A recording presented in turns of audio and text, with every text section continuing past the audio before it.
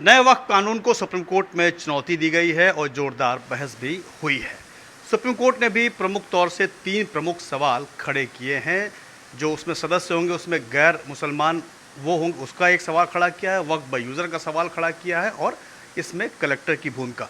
तीनों पर संक्षिप्त जवाब चाहेंगे जो जेपीसी के अध्यक्ष रहे थे इस कमेटी के, संसदीय समिति के, जगदम्बिका पाल सर।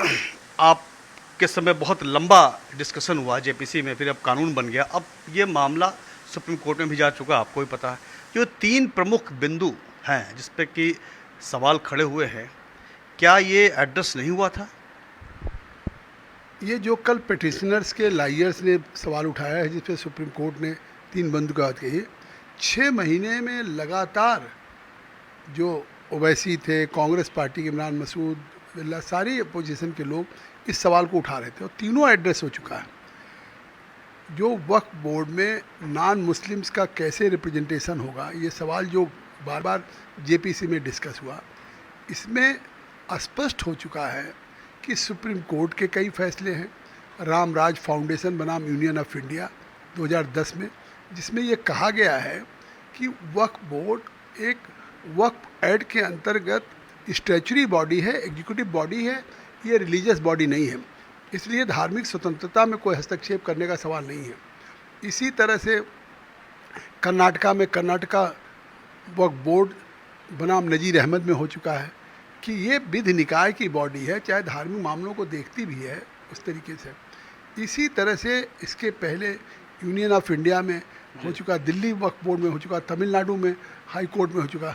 तमाम लॉ केसेज हैं जिसके फैसले पे हुआ है कि ये वक्फ की प्रॉपर्टी के रख रखाव के लिए है। मतलब ये सबको बता दिया गया है। हाँ, और नहीं एड्रेस किया हमने कि भाई कोई वक्फ जैसे वक्फ एक्ट है, उस एक्ट के अंतर्गत अगर कोई गवर्नमेंट बॉडी को बनाती है तो गवर्नमेंट की एग्जीक्यूटिव बॉडी में कैसे हो सकता है खाली हिंदू रहेंगे या खाली मुसलमान रहेंगे। तो इसलिए ये धार्मिक स्वतंत्रता में हस्तक्षेप नहीं है, रिलीजियस बॉडी नहीं है। ये फैसला जगदम्बिका पाल या जेपीसी का नहीं है, ये सरकार अपने उस कानून में अगर लाई है तो ये जो सुप्रीम कोर्ट के फैसले हैं, हाई कोर्ट के फैसले हैं, हमारे पास एक नहीं कम से कम 10 नज़ीर होगा। Supreme court of India versus board of Muslim. Waqf by user पे भी सवाल खड़े हुए हैं कि रेट्रोस्पेक्टिव होगा, मतलब पुरानी से पुरानी उसकी वो जांच की जाएगी, तो इस पर भी क्या स्पष्टता नहीं है? इस पर भी एड्रेस हो चुका है।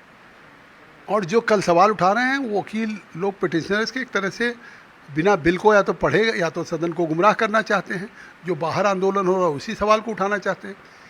साफ हो चुका है जो कानून पारित हुआ है उसमें जो वक्फ बाय यूजर को समाप्त किया है वो रिट्रोस्पेक्टिव इफेक्ट से नहीं है, वो प्रॉस्पेक्टिव इफेक्ट से लागू होगा। अगर रिट्रोस्पेक्टिव में कोई वक्फ की जैसे मस्जिद है, खानका है, कब्रिस्तान है, इमाम बाड़ा है, उसकी डीड नहीं है, कोई कागज़ नहीं है, लेकिन वहाँ नमाज पढ़ी जाती है तो वो वक्फ रहेगा।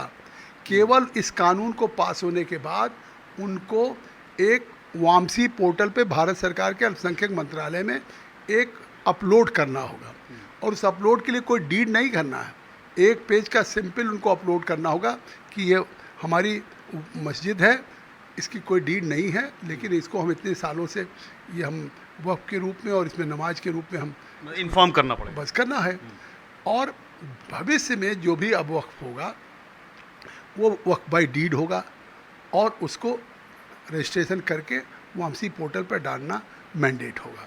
और कलेक्टर की भूमिका पर भी सवाल है। मतलब मैं ये पूछ रहा हूँ, ये 3 सवाल प्रमुख तौर पे सदन में भी उठाए जा रहे थे, सड़क पे भी उठाए जा रहे थे, अब सुप्रीम कोर्ट में भी उठे हैं। अब कलेक्टर की भूमिका में भी बड़ा विवाद हो रहा है कि कलेक्टर की भूमिका इस तरह की होगी कि सवालों का जवाब भारत के गृह मंत्री ने जब हस्तक्षेप किया था लोकसभा में, उन्होंने कहा था कि सरकार वक्फ की कोई प्रॉपर्टी को नहीं लेगी। कलेक्टर की भूमिका क्या होगी, कैसे? कलेक्टर की भूमिका अगर कहीं वक्फ की प्रॉपर्टी में और कोई सरकारी संपत्ति में भूमिका है तो उसका फैसला अब कलेक्टर नहीं करेगा। हमने अमेंड किया था अपनी रिपोर्ट में, जिसको सरकार ने स्वीकार किया कि अब उस राज्य सरकार का कोई सेक्रेटरी लेवल का ऑफिसर या कमिश्नर लेवल का ऑफिसर करेगा। तो ये तो इस सदन को गुमराह, मतलब सुप्रीम कोर्ट में जो वकील लोग कह रहे हैं एक तरह से बिल के विपरीत बोल रहे हैं और गुमराह करने की कोशिश कर रहे हैं। अब कलेक्टर की कोई भूमिका नहीं होगी फैसले में, अब सारा फैसला कलेक्टर से ऊपर होगा, क्योंकि ये बात 6 महीने लगातार हो रही थी कि साहब कलेक्टर और वक्त में डिस्प्यूट होगा तो collector how a person can be जज इन इज ओन केस। तो अब उसको हमने अमेंड कर दिया है।